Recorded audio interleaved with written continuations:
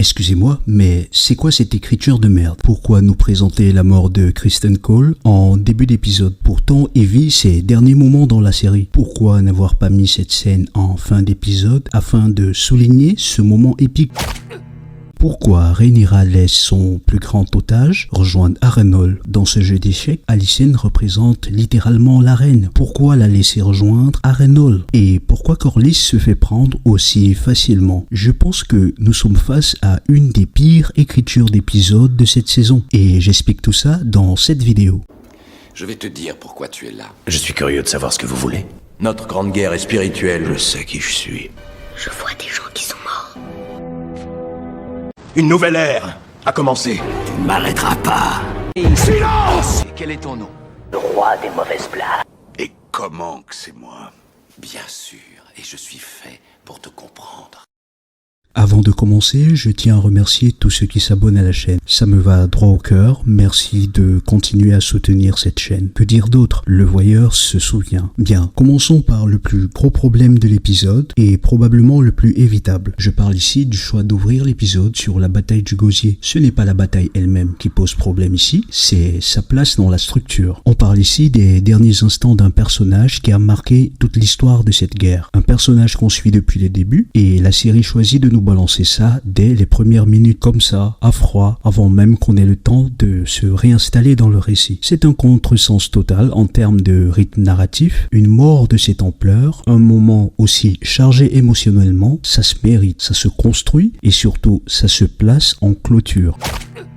Imaginez cette même scène en fin d'épisode. Le silence qui suit, le poids qu'elle aurait donné au reste de l'intrigue. Pourquoi s'empresser de faire mourir Criston Cole tout au début? Là, on a l'impression d'un feu d'artifice tiré en préambule. C'est spectaculaire sur le moment, mais qui vide l'épisode de toute sa tension avant même qu'il ait commencé. C'est un choix de montage qui prive purement et simplement la scène de tout son impact. Autre chose, et celui-ci touche directement la logique interne de l'histoire. Pourquoi Rhaenyra laisse-t-elle Alicent, un otage d'une valeur inestimable, quitter Port-Réal pour rejoindre Aemond à Harrenhal? Ça n'a tout simplement aucun sens. Depuis le début de la guerre, Alicent est bien plus qu'une ancienne reine déchue. Elle est la mère du roi ennemi, elle a une valeur diplomatique et militaire que n'importe quel stratège aurait immédiatement identifiée. La laisser ainsi filer aussi imprudemment est une grave erreur stratégique. Pire, ce choix ne sert même pas la logique dramatique du récit. Il ne nous montre pas Rhaenyra hésiter, peser le pour et le contre, ni assumer un pari risqué. La décision est simplement actée comme une facilité scénaristique pour renvoyer Alicent auprès d'Aemond et remettre en mouvement l'intrigue du camp des Verts. C'est le symptôme d'une écriture qui plie la cohérence des personnages aux besoins de l'intrigue plutôt que l'inverse.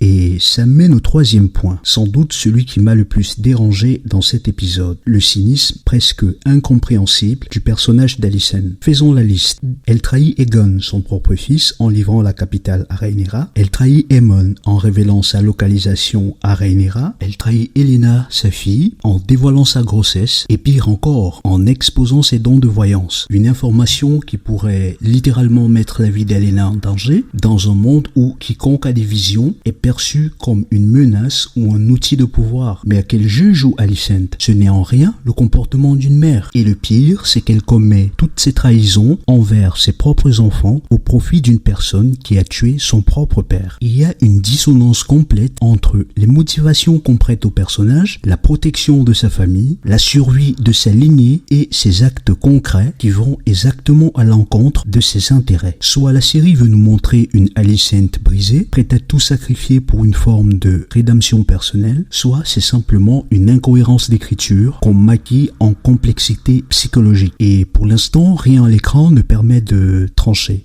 Passons maintenant à ce qui fonctionne, et il y a beaucoup à dire en commençant par Aegon. J'ai savouré ce plan où Aegon se retrouve encadré de ses deux compagnons de voyage, un de chaque épaule, comme deux démons lui chuchotant chacun à une oreille. La composition elle seule raconte l'état d'esprit du personnage. personnage. Un roi tiraillé, cerné par des influences contradictoires, qui doit apprendre à trier le vrai du faux dans son propre conseil. Et c'est exactement ce qu'il fait dans cet épisode. Aegon évalue lequel de ses conseillers mérite réellement sa confiance. Il finit par suivre la proposition de Larys, un choix qui, en soi, indique et en dit long sur sa lecture du jeu du pouvoir. Il a désormais identifié quel conseiller est prêt à être honnête avec lui. C'est une évolution subtile mais réelle du personnage. Il passe du roi fantoche du début à quelqu'un qui commence enfin à observer et à décider par lui-même.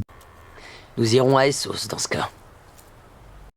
La deuxième grande réussite, c'est ce qu'on apprend de Daeron. Il s'avère bien plus intelligent qu'il paraissait jusqu'ici. Au-delà de ses talents de stratège déjà révélés dans l'épisode précédent, cet épisode met en avant une intelligence relationnelle qu'on ne lui soupçonnait pas. Il prouve qu'il n'est absolument pas intéressé par le pouvoir et qu'il a toujours été auprès d'Ormund, une sorte de fusible qui l'empêche de vriller totalement. Il suit les plans de ce dernier uniquement pour le maintenir calme. Au fond, Daeron n'a besoin que de deux choses: s'éloigner de cet oncle toxique et retrouver sa famille. Il a un caractère d'une justesse rare pour un personnage secondaire et ça donne enfin une vraie épaisseur à quelqu'un qu'on avait tendance à sous-estimer. Je vais laisser seul avec lui. Vous savez comment il est, je fais ce que je dois faire pour l'empêcher de... Le troisième point fort, et probablement le plus ambitieux sur le plan de l'écriture, c'est le doute comme fil conducteur de l'épisode entier. Rhaenyra est coincée entre ce qu'elle veut réellement faire et ce qu'elle doit donner l'impression de faire. Elle semble ne plus avoir la pleine maîtrise de ses propres décisions. Et cette accumulation de choix hasardeux fait naître le doute un peu partout autour d'elle. Chez les gardes du quai qui abandonnent leur manteau, chez ces dragonniers qui remettent en question cette vie qu'on leur a fait miroiter. On croyait que tout serait toujours comme ça.